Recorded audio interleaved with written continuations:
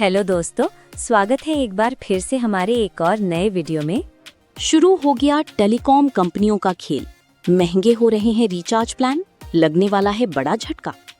Bharti Airtel, Reliance जियो और Vodafone idea ने बिना शोर शराबे के अपने प्रीपेड प्लान्स में बदलाव शुरू कर दिए हैं। टेलीकॉम कंपनियों की इस कदम से साफ होता दिख रहा है कि 2026 के अंत तक संभावित टैरिफ हाइक की तैयारी चल रही है। देश की बड़ी टेलीकॉम कंपनियां इन दिनों अपने प्रीपेड प्लान्स में बिना बड़े ऐलान के बदलाव कर रही हैं। इन बदलावों को industry experts testing the waters रणनीति बता रहे हैं। यानी कंपनियां छोटे-छोटे बदलाव करके ये समझना चाहती हैं कि ग्राहक कीमतों में बढ़ोतरी पर कैसी प्रतिक्रिया देते हैं, ताकि आगे बड़ी बदलाव आसानी से किए जा सकें। एयरटेल ने वैल्यू प्लान किए बंद। इस रणनीति के तहत सबसे बड़ा बदलाव भारती एयरटेल की ओर से देखने को मिला है। कंपनी ने अपना लोकप्रिय 799 रुपए वाला प्लान बंद कर दिया है, जिसे यूजर्स के बीच काफी वैल्यू फॉर मनी माना जाता था।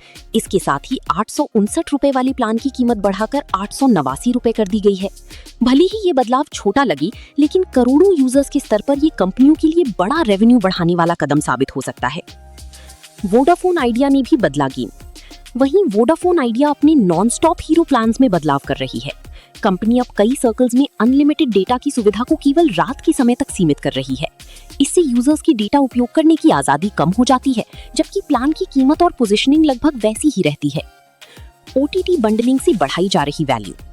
टेलीकॉम कंपनियां प्लान्स के साथ ओटीटी सब्सक्रिप्शन जोड़कर भी कीमतों में बदलाव को छिपाने की कोशिश कर रही हैं। यूजर्स को ये दिखाया जा रहा है कि उन्हें ज्यादा वैल्यू मिल रही है, जबकि असल में 20 प्लान की कीमत या फायदे में धीरे-धीरे बदलाव किया जा रहा है। ARPU बढ़ाना है कंपनियों का बड़ा लक्ष्य। इन सभी बदलावों का मुख्य उद्देश्य ARPU यानी प्रति यूजर से होने वाली औसत कमाई रेवेन्यू को बढ़ाना है। भारती एयरटेल का लक्ष्य ARPU को करीब 300 रुपए तक पहुंचाना है, जो अभी लगभग 250 रुपए के आसपास है।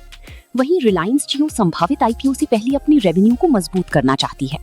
वोडाफोन आइडिया के लिए ये और भी जरूरी है, क्योंकि कंपनी को 5G विस्तार और पुरानी बकाया चुकाने के लिए ज्यादा कैश फ्लो चाहिए। इंडस्ट्री रिपोर्ट्स के मुताबिक ये छोटे बदलाव आने वाली बड़ी टैरिफ हाइक का संकेत है।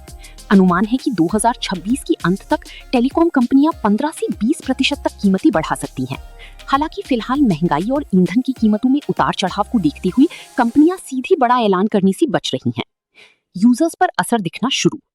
इन बदलावों का असर अब यूजर्स की जेब पर दिखने लगा है। भले ही कीमतें सीधी तौर पर ज्यादा नहीं बढ़ी हैं, लेकिन प्लान्स की वैल्यू कम होने या छोटे बदलावों की चलती मासिक खर्च धीरे धीरे बढ़ रहा है। कुल मिलाकर टेलीकॉम कंपनियां एक सोची समझी रणनीति के तहत यूजर्स को धीरे धीरे महंगी प्लान्स के लिए तैयार कर रही हैं।